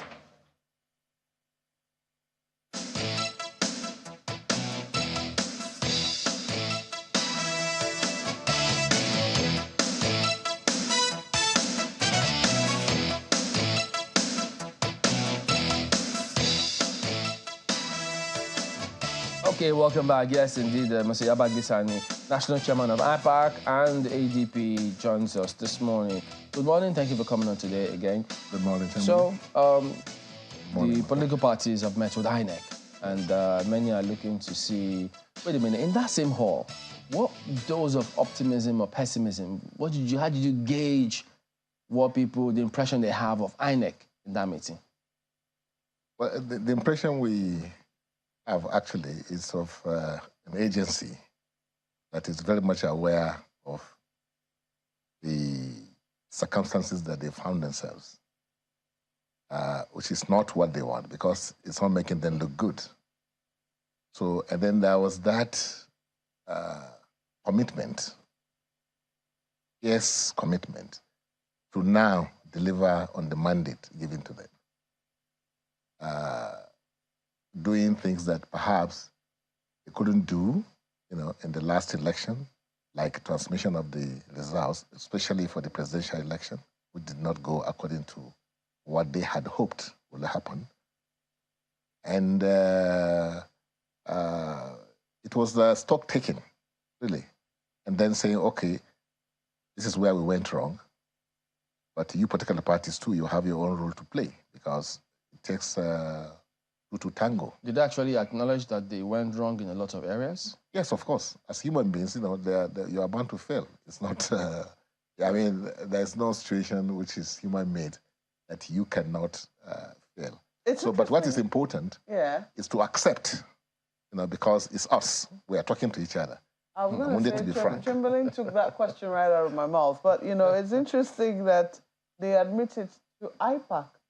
But there's been no such communication with the generality of Nigerians. No, well, as an agency of government, there's a limit to how much you can say, because you are not just on your own, isn't it? This is why a lot of people are asking for the true independence of INEC. That's what I'm saying. The independent National Electoral Commission. No, the officials we met yesterday, believe you me, they were not happy with what transpired, especially the perception of Nigerians. Nigerians did not know how much they were really doing and how much committed they were because of the results. What matters is the result. Well, the result did not portray the amount of energy, the amount of thinking, sleepless nights, and everything that went into Is the it really work. the results that Nigerians were upset with? I think it was the process. Because, I mean, for a number of Nigerians, the issue was transparency. Okay. The things that INEC had promised to put in place were the things that should engender transparency. If you have beavers and you say, oh, the beavers can take a picture and transmit, and this is the word, real time, and to not just the INEC servers, but also to IREV, where Nigerians will be able to see it. That is the process. Yes. That is what engenders transparency. Everybody can go to IREV and go and be adding up, tabulate. If the result comes out and we all have the same result, will anybody be questioning anything? I doubt very strongly. No, I remember one of the questions, one of the parties asked pointedly, Mr. Chairman, are you going to transmit directly?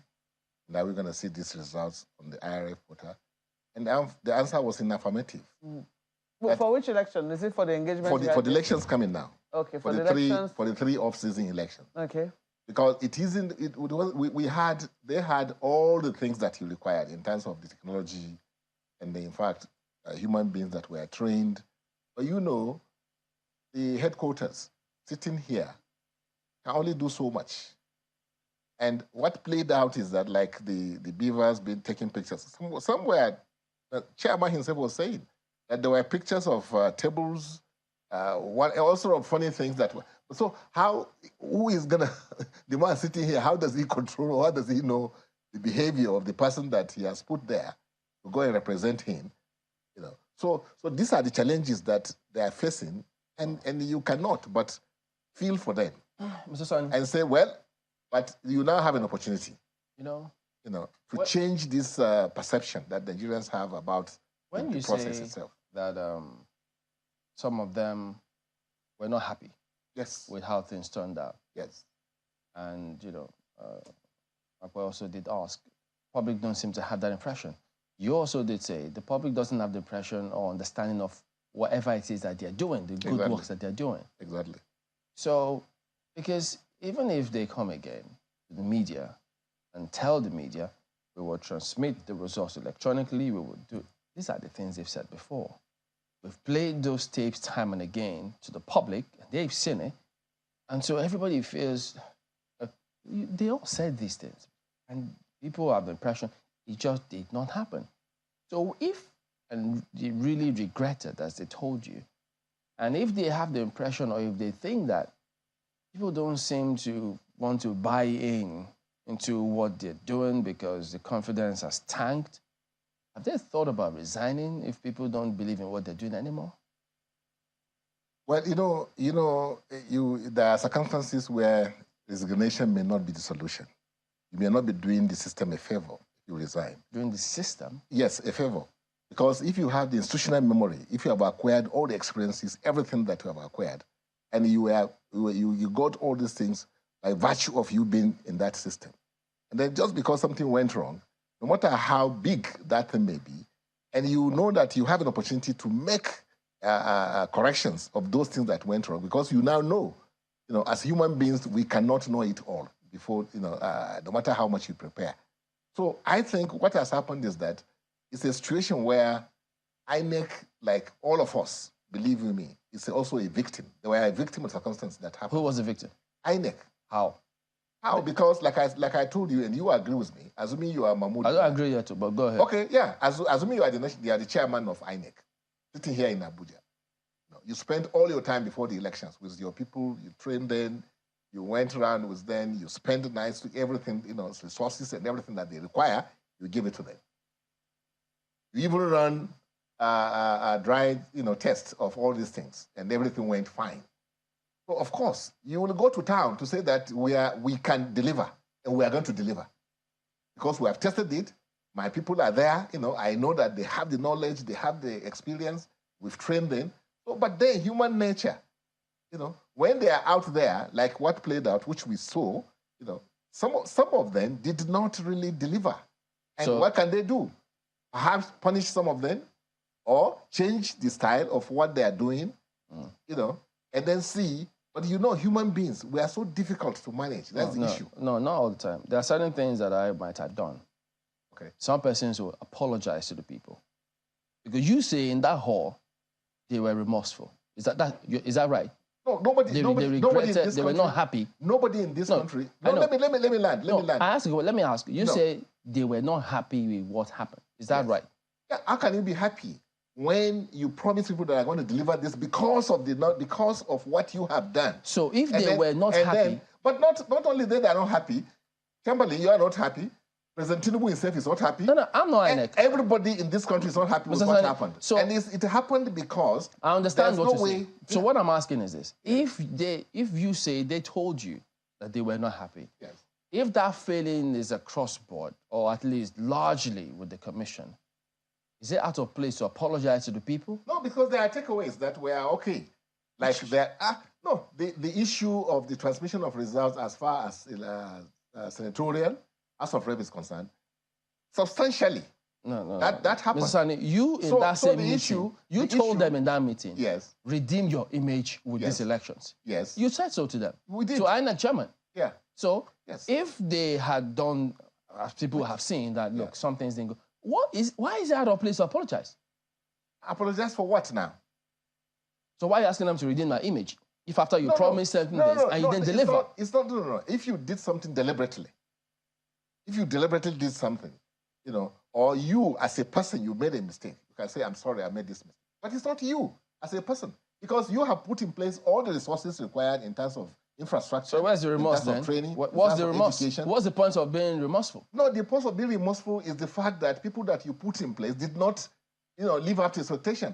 And you didn't have an alternative. Where does the buck stop? INEC, chairman.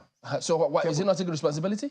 It is his responsibility. He's the one who spoke. Yes. So what's wrong with him saying, okay, look, I'm the one in charge. Yes. The buck stops on my table. Yes. If anything's going wrong, I apologize. Yes. After all, the president has said, look, I sought for this job. Don't pity me. Yes. criticism will come. I will accept it. Yes. Why can't the chairman do the same thing? No, he's accepting. And say, no, I apologize to Nigerians. Things didn't go as some of you and many people thought. Apology may not be it. Apology is not enough. The apology is what we said they should do in this off-season election. The 3 elections are coming. No, that's if not there's any apology, it's to show that that's not our character. What you said redeem your image. There are 2 different things. Yes. Redeeming your image and apologizing for something going wrong are 2 different things. Yeah, so there's no reason to apologize. Why don't you want them to apologize? Because I have not seen the reason why the person who is sitting here as a human being will be able to apologize on behalf of people that were outside. And then also, like you know yourself, that there are some structural deficiencies in the organization itself. That is the INEC as you have it today. Too much has been given to them to do. And perhaps with these mistakes or with these results that we are seeing, maybe we will now listen to INEC and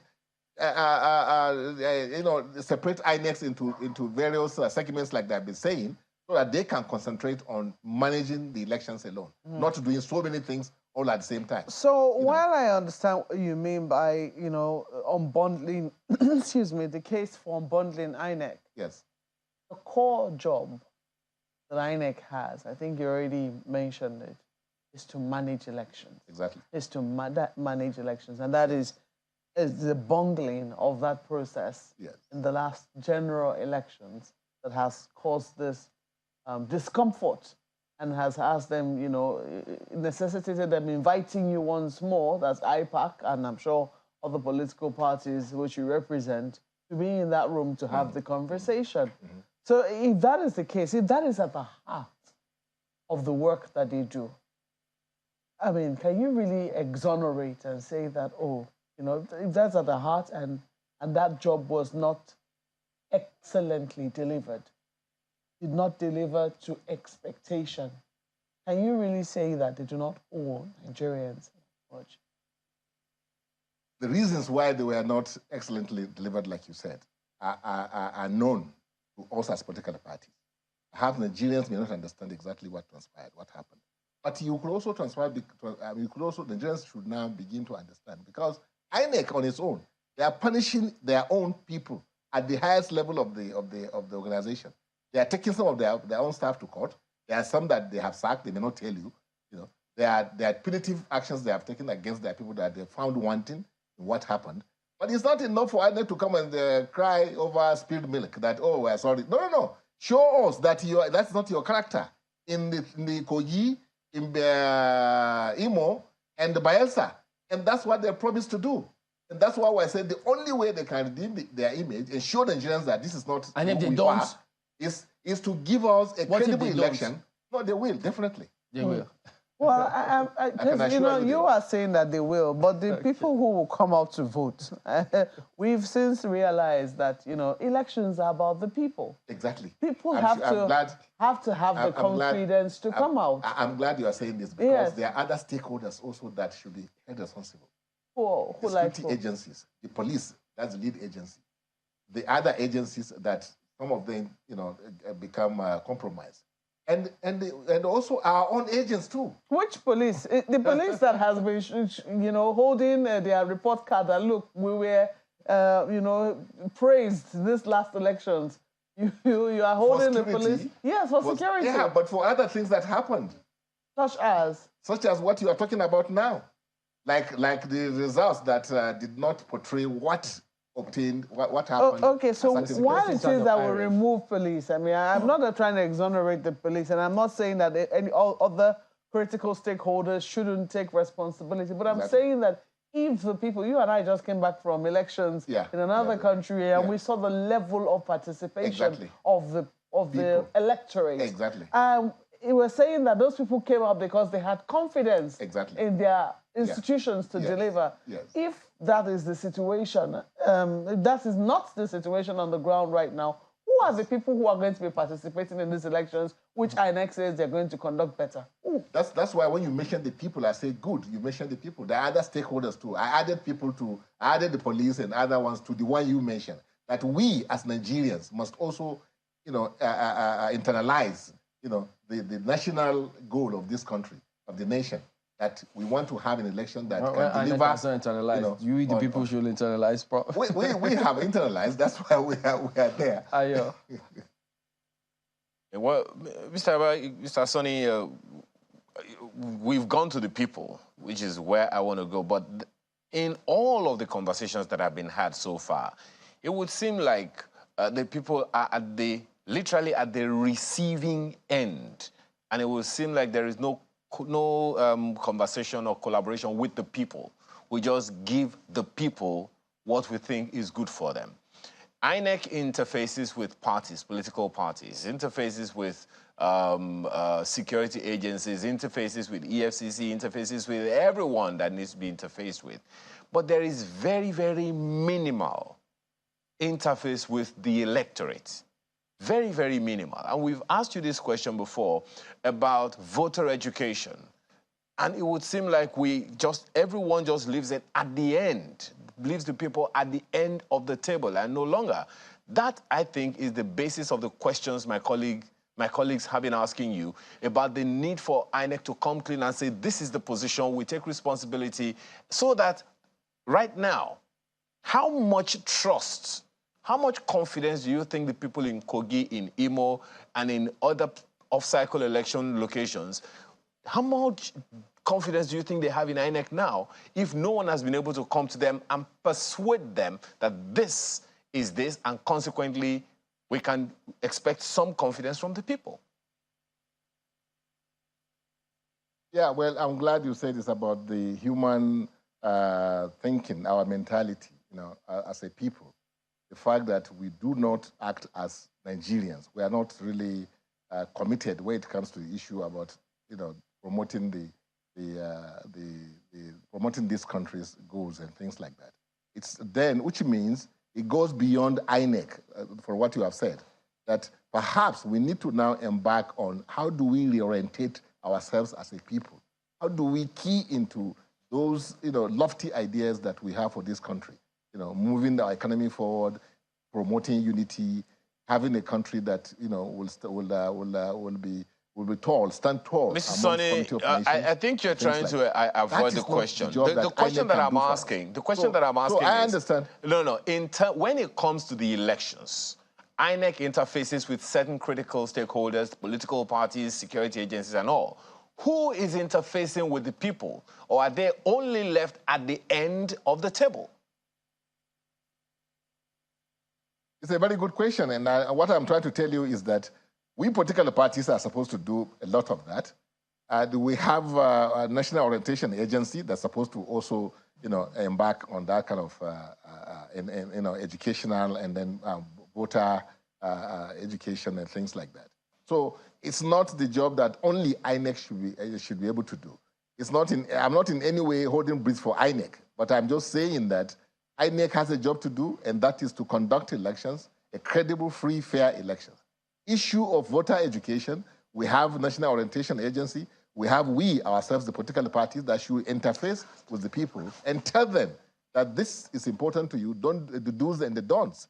But the fact of the matter is that, we as Nigerians, especially the elites, we have to come to terms with moving this country forward and then living in this country as one.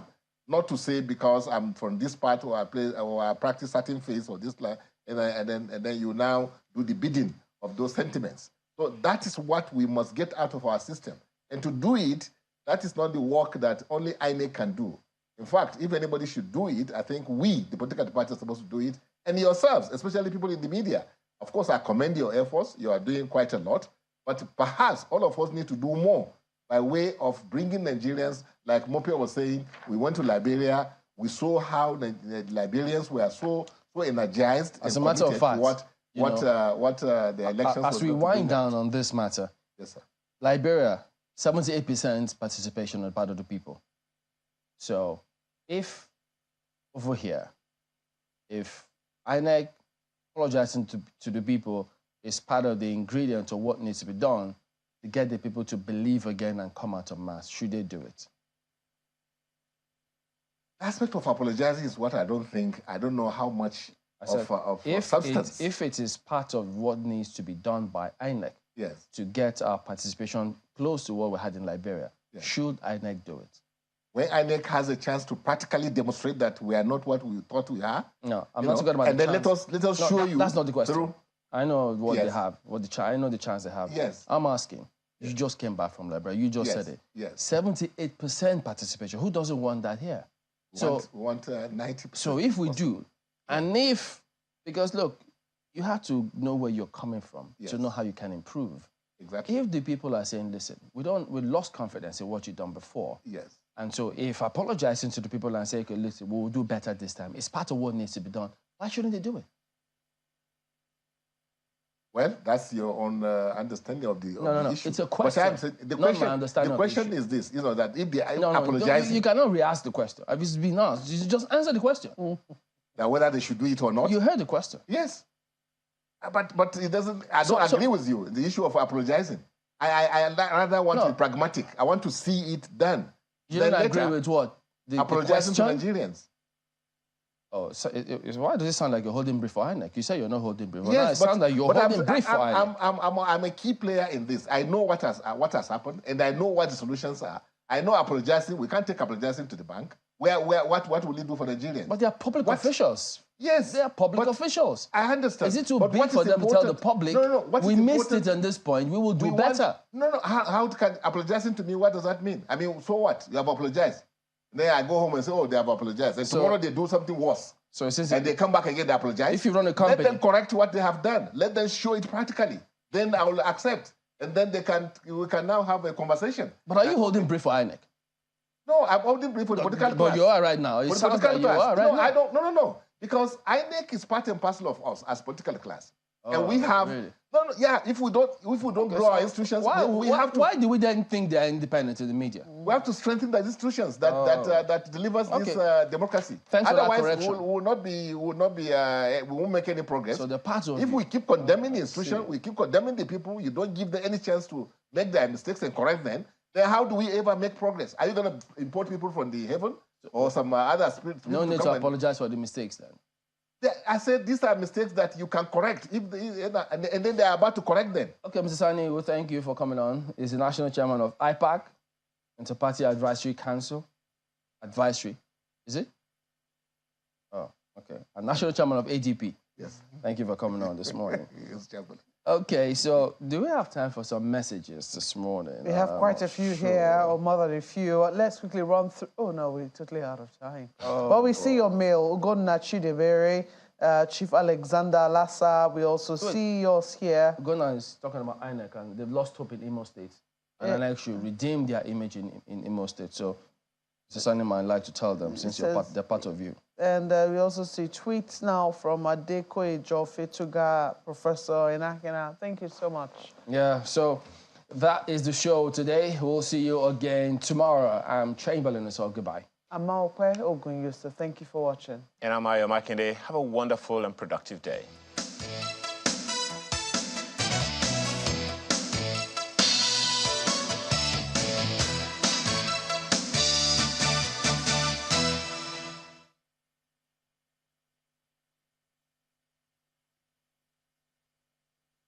Thank you.